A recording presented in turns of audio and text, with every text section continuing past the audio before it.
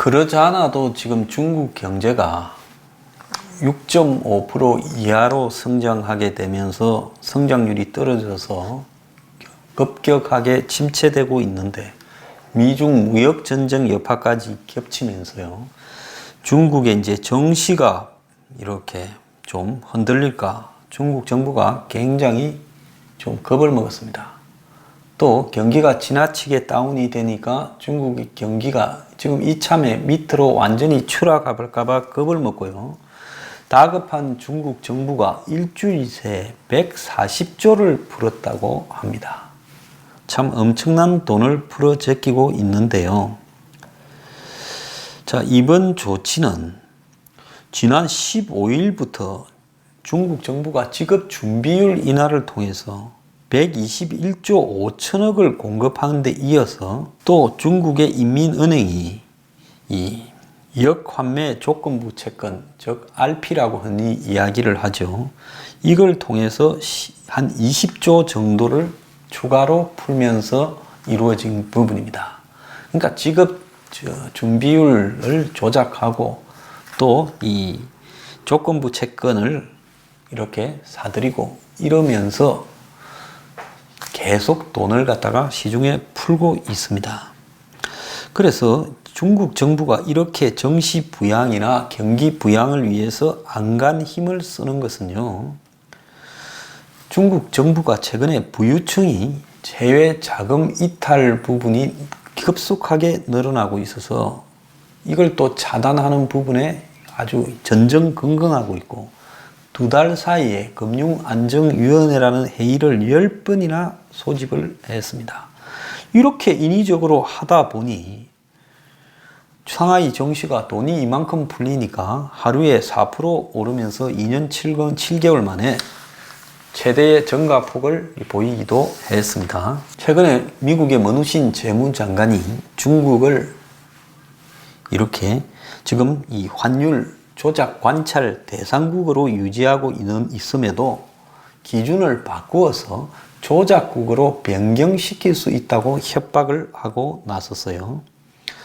자, 그래서 지금 중국이 미국과의 무역 전쟁에서 예상외로 당황하는 모습을 보이고 있고 시진핑이 들어서서 내내 아베를 이렇게 공격하고 일본과의 센카쿠 열톤이 영토 분쟁을 일으키면서 시끄럽게 해놓고는 아베한테 손을 내밀어서 아베가 일본 총리로는 7년 만에 500명의 기업인을 데리고 중국을 방문하는 지금 일이 벌어지고 있습니다. 아베로서는 트럼프한테 충성을 바쳤는데 그래서 중국을 이렇게 맞짱을 뜨면서 붙었는데 트럼프가 북한 문제에서 자신을 배신했다라는 부분에 앙금이 남아있고 자 이렇다면 우리도 중국과 미국이 전쟁을 벌이고 있을 때 중국 측에다가 손을 내밀어서 한번 독자적으로 좀 외교를 해야 되겠다 해서 그런 모습을 조금 보이니까 시진핑이 기다렸다는 듯이 아베 총리 좀 와주시오 하면서 아베한테 지금 손을 뻗고 있습니다. 그래서 이런 지금 이상한 일들이 지금 벌어지고 있는 배경에는 중국 경제가 그만큼 다급하니까 시진핑이 일본에 손을 내밀어서 미국의 어떤 이 압력, 무역 마찰 등을 우회하는 좀 지원을 받아볼까 생각을 하는 겁니다. 자, 일본 정부는 일본은 미국처럼 관세를 부과하기보다는 중국과 대화를 하고 관여를 추구하길 바란다면서 일본이 또 점잖게 중국에 손을 내밀어주는 척하고 있어요. 어쨌거나 시진핑이 그렇게 뻣뻣하게 놀다가 지금 일본에 손을 내민다라는 것은 중국 경제에 심상치 않은 부분과 붕괴와 관계가 있다라는 겁니다. 2008년에 미국발 금융위기가 서브프라임으로 시작됐다면 이제 10년 만에 중국발 금융위기가 생기지 않겠느냐라는 지금 아문이 전 세계에 드리워지고 있습니다. 자, 미국은 요 근래에 초호황을 구가하고 있는 것과는 달리 중국의 3분기 그러니까 이 7, 8, 9 석 달에 이 GDP 성장률이 2009년 이후에 최저치를 기록하고 있어요. 중국은 어지간히 숫자를 고치고 장난을 치고 있는데도 불구하고 그렇게 해서 나온 결과가 한국의 통계청장 바꿔서 통계 조작해서 나온 것보다 한 10배쯤은 더 뻥이 센 게 중국의 통계인데 그것이 2009년 이후의 최악이라는 겁니다. 그래서 중국은 그간에 뭐라 했는가 하면 중국의 펀더멘탈, 기초가 매우 튼튼하고 안정적인 성장을 하고 있어서 중국 경제는 아무런 문제가 없다고 엊그제까지 큰 소리를 치왔는데 그 이면에는 2달 사이에 아까 말했듯이 10번도 넘는 금융안정위원회 회의를 하면서 지금 금융위기에 대응할 대책을 모색하면서 돈을 140조나 지금 일주일 사이에 풀고 있습니다. 자, 그래서 지금 중국이 봤을 때 각종 경기 지표가 너무 추락하고 있다. 이런 가운데 정시도 폭락하고 있고 위안화 환율 가치도 떨어지고 있어서 이대로 나눴다가는 너무 추락해버리면 수습이 불가능하니까 돈 풀어라. 이런다는 겁니다. 개혁 개방 40년 만에 중국 경제가 최대의 위기를 맞고 있습니다. 자, 중국의 금융안정위원회는 최근에 지난 10월 19일 중국 국가통계국이 3분기 GDP 증가율이 동기보다 6.5%, 전년 동기보다 6.5% 늘어났다고 했는데 우리가 생각할 때는 1년 전보다 6.5% 늘어났다 하면 크게 늘어난 걸로 생각하지만은 자, 1분기에 6.8, 2분기에 6.7, 시장 전망치 6.6보다도 밑돌면서 글로벌 금융위기가 터졌을 때 2009년에 1분기에 6.4% 이후에 최저치를 지금 기록하고 있다는 겁니다. 이런 통계 말고도 실물 지표도 침체되고 있는데 중국의 1월 8월 전달부 5.3%보다 0.1% 늘어난 겁니다. 이 말은 뭔 말인가 하면 지금 중국에서 국가 말고는 투자를 하는 데가 거의 없어져 가고 있다는 겁니다.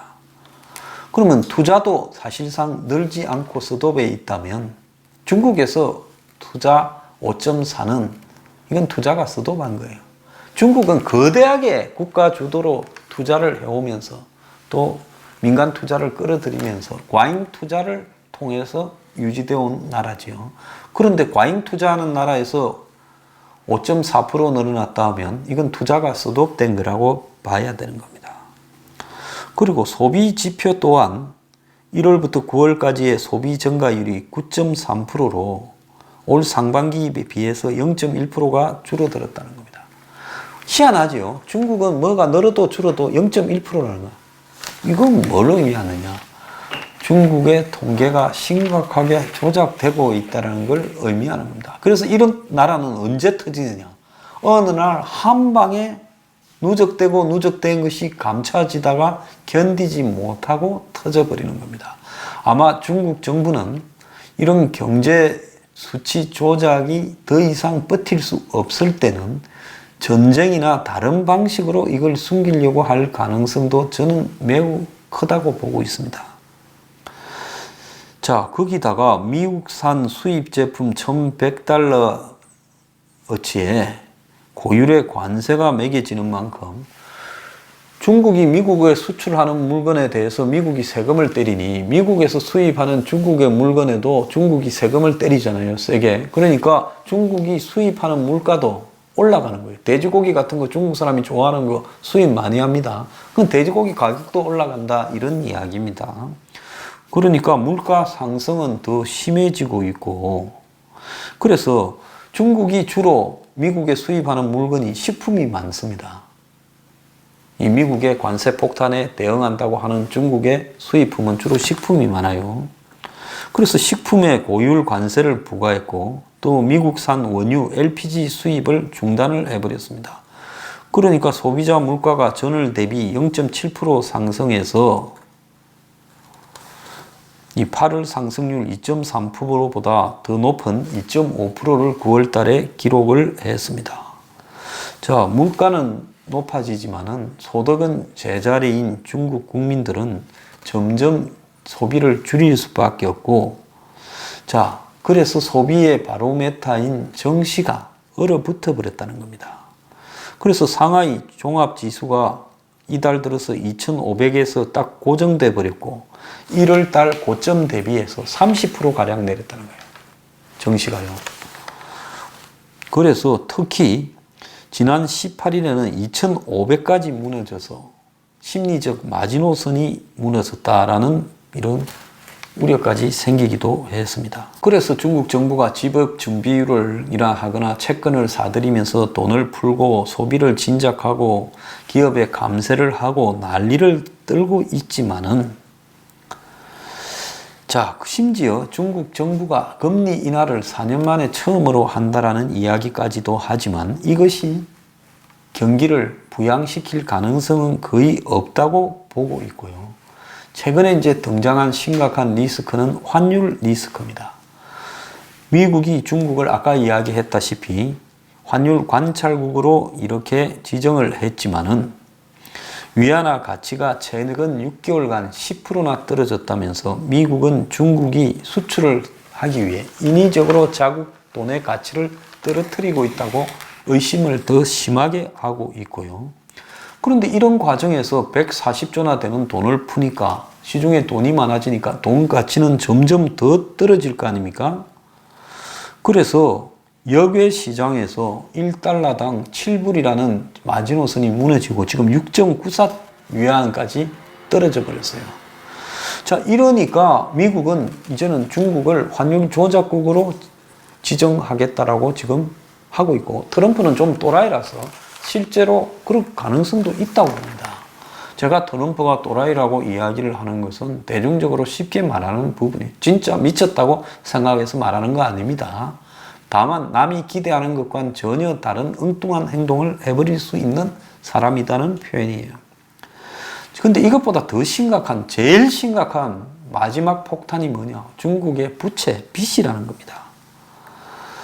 중국 재정부에 따르면 지방정부 부채 잔액이 9월 말 기준으로 2,984조, 3,000조 정도 된다는데, 이거는 아무것도 아니고 그림자 부채가 중국에 더 심각하다. 즉 숨겨진 부채라는 겁니다.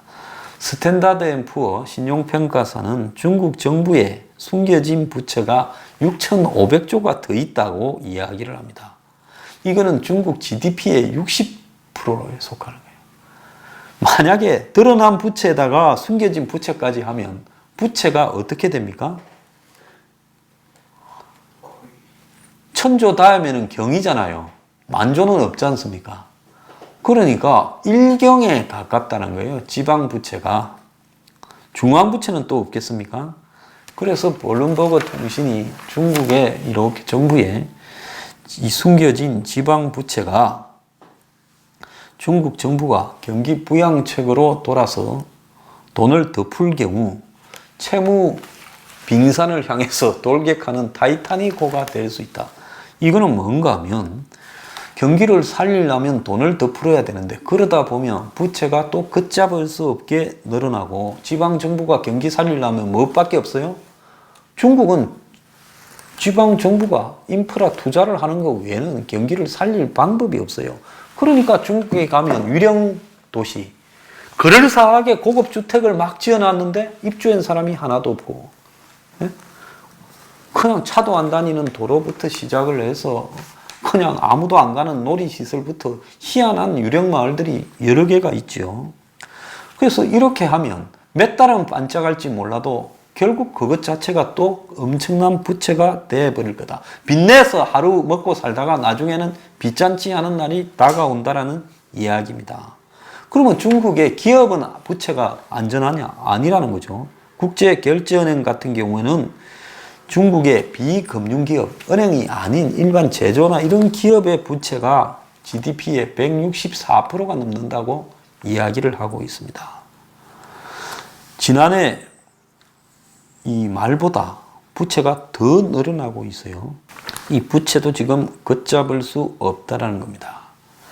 중국은 미국의 금융위기 2008년 이후에 653조를 풀어가지고 중국 경제가 그때 2009년 1분기에 최악으로 가다가 다시 살아났는데, 자, 그런데 그래서 자본주의는 유럽이고 미국이고 다 금융위기, 부채위기를 겪고 있는데 자본주의를 이긴 사회주의다, 이런 평가까지 받았는데, 그거는 뭔가 하면 빚내에서 빚을 덮어버리는, 빚잔치를 유예시키는 권한이 중국에는 정부에 있다는 겁니다. 자본주의 국가에서는 이런 일이 죽었다 깨어나도 불가능한데, 중국 공산당의 계획 경제에서는 얼마든지 돈을 더 찍어. 그래서 빚으로 빚을 덮어버려. 다 고속철 하나 닦아, 고속도로 하나 닦아, 아파트 한 50만 채 지어, 이런 식으로 하니 일자리가 늘어나고 소비가 늘어나면서 할 건데, 그 돈이 어디서 왔냐는 거예요. 빚에서 왔다. 그러니까 이제는 한마디로 채무 폭탄을 손수건 돌리고 있다가 이제 끝이 다가오고 있다는 겁니다. 그래서 이런 그때 늘어난 대규모 부채가 10년 동안 중국 경제를 숨통을 죄이고 있는데, 자, 그래서 중국의 이런 정부가 부채 축소를 하려 하면 이 경제는 다운돼서 터져버릴 거고, 자, 그러면 부채 축소 속도를 늦추면 부채가 이제 문제가 돼서 터져버릴 거고, 부채를 축소하니 경제가 완전히 침체될 거고, 그리고 부채 축소를 하지 않으면 어떻게 됩니까? 빚이 점점 눈더미 쌓이듯이 쌓여서 한마디로 금융위기의 가능성이 점점 다가오고, 그래서 중국 정부가 이미 손을 쓸 방법을 상실했다라는 이야기까지 나오고 있습니다. 전에도 이야기했듯이 2013년에 다보스 포럼에서 당시 미셀 부커 세계 경제정책연구소 대표이사가 뭐라 했는가 하면 회색 코뿔소라는 말을 했어요. 이 말이 뭔가 하면 쉽게 간과된 위험 요인이다. 코뿔소는 눈에 잘 띄고 덩치도 커지고 보이지만은 진동만으로 그 움직임을 옆에 있으면 퉁퉁퉁퉁 하니까 느낄 수 있지만은 코뿔소에 대해서 본 사람이 별로 없어요. 바로 옆에서. 그래서 이걸 어떻게 대처해야 될지 알지 못해서 그냥 답이 없으니까 무시했다가 나중에 받쳐 죽는다. 그래서 회색 코뿔소라는 표현을 썼습니다. 한편 시진핑은 지금 겉으로는 태연하게 미국하고 붙는다 하지만은 올 3분기에 GDP가 6.5를 기록한 이후에 매우 초조했어요. 그래서 지금 수출 기지, 그러니까 중국의 수출의 대부분의 견인차가 되고 있는 광둥성을 찾아가지고 이 수출을 독려하는 시위를 했다고 합니다. 지금 미국과의 이 무역 전쟁으로 제조업 중심지이자 수출 기지인 광둥성이 제일 큰 타격을 입고 있다는 겁니다. 자, 그러면서 지금 중국에서 스태그플레이션이 일어나는 거 아닌가라는 이야기까지도 나오고 있습니다. 왜? 중국 경제가 불황으로 접어들고 있는데 아까 말한 수입 물가가 상승하면서 중국의 물가가 올라가는 현상까지 벌어지고 있다는 거예요. 자, 위안화 가치도 떨어지고 정시도 떨어지고 있는데, 그런데 성장은 지금 이렇게 퇴보하고 있고 거기에 물가는 올라가고 있고, 자, 이러면서 중국 경제가 스태그플레이션에 빠졌다. 그러면서 이런 경제 위기가 꼬리를 물면서 더 심화되어 가고 있다. 그래서 정시 폭락으로 자금난을 겪는 중국 민간 기업들이 이렇게 늘어나면서 지금 중국 정부가 민간 기업을 인수하는 국유화가 지금 늘어나고 있다는 겁니다. 상하이와 선전에 상장된 기업 가운데 32곳이 최근에 경영권이 중국 정부로 넘어갔다고 지금 하고 있어요. 그런데 미중 간의 무역 전쟁이 단기전이 아니라 한쪽이 죽어야 끝이 나는 장기전으로 가고 있고 미국 중간 선거가 끝나도 지속될 거라는 이야기도 있는 터라서 지금 중국 경제가 이걸 어디까지 버틸 수 있을 것이냐라는 우려가 나오고 있습니다. 중국 경제가 6.5% 성장하고 있다면 중국 사람들 뻥으로 보면 제가 볼 때 한 3.5%밖에 안 될 거다 이래 보고 있습니다. 자, 인위적으로 이 중국이 국가 지방정부 주도로 무리한 인프라 투자 등으로 경제를 억지로 빚을 내서 끌고 가고 있는데, 자, 이제는 빚을 더 낼 수 없을 정도로 왔습니다. 이제 여기서 공산당이 선택할 방법은 뭐냐면, 이제 돈을 가지고 경제를 포기하고 장난을 치게 되는 거죠. 이제 그러면 어떻게 갑니까? 베네수엘라식으로 이젠 돈을 가지고 집에서 난방으로 불을 태우는 상황까지 가게 될 수 있다는 거예요. 설마 중국 경제가 그렇게 되겠냐? 이렇게 이야기를 하죠. 근데 중국은 자율적으로 경제가 조정되거나 해생되는 부분을 경험을 하지 못한 채 공산당이 자신들의 계획경제에서 개혁 개방을 한 40년 동안에도 지속적으로 중앙경제는 중앙정부가 빚을 내어서 거시경제를 통제하는 부분으로 유지를 해왔습니다. 자, 그런데 과거에는 중국 경제가 장점이 있었죠. 뭐가 장점입니까? 저임금을 통한 또 기술 이렇게 컨닝을 통한 이 한마디로 수출 경쟁력이 중국 경제의 최고의 장점이었고 또 중국으로 전 세계의 자본들이 투자를 하면서 중국의 공장을 만들었어요. 이제는 중국 경제가 임금에서 경쟁력을 잃어가고 있고 그러지 않습니까? 중국보다 임금이 훨씬 싸고 능력이 많은 나라가 많아요. 베트남, 스리랑카부터 인도부터 쭉 나오죠. 그 다음에 거기에서 또 무슨 문제가 생기고 있습니까? 이제 중국에 투자를 했던 나라들이 미국 자본부터 다 빠져나가고 있어요. 한국에도 지금 중국에 갔던 회사들이 대부분 쫓겨나거나 돌아오지 않았습니까?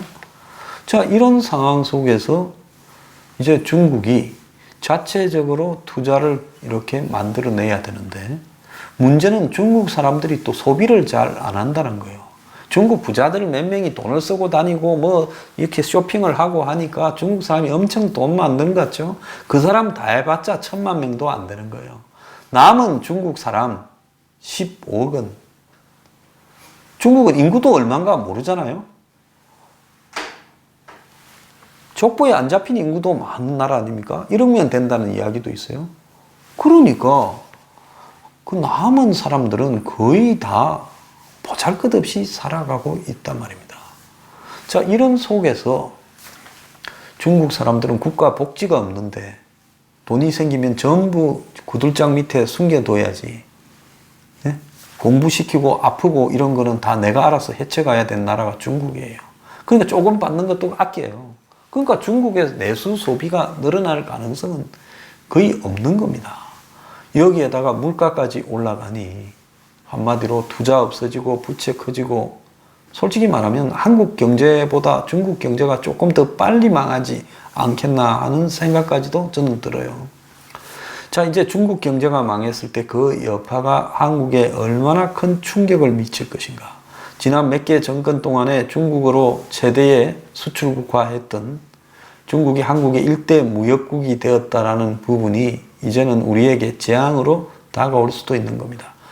중국이 망해야 그런데 동북아 질서가 재편되면서 북한도 정리되는 겁니다.